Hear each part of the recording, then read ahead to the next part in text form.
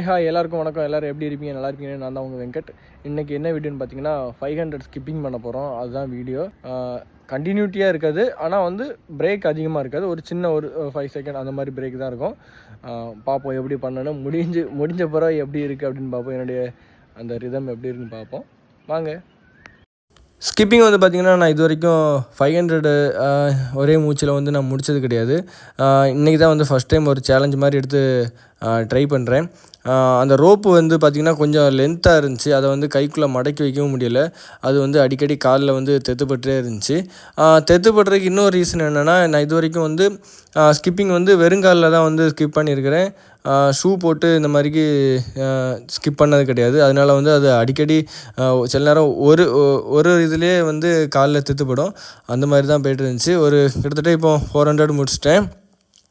கொஞ்சம் கஷ்டமாக இருந்துச்சுன்னா கால் மூட்டி பக்கம் லைட்டாக வலிச்சு, அப்புறம் அந்த கால் ஆர்ச்சிலையும் கொஞ்சம் வலிச்சு.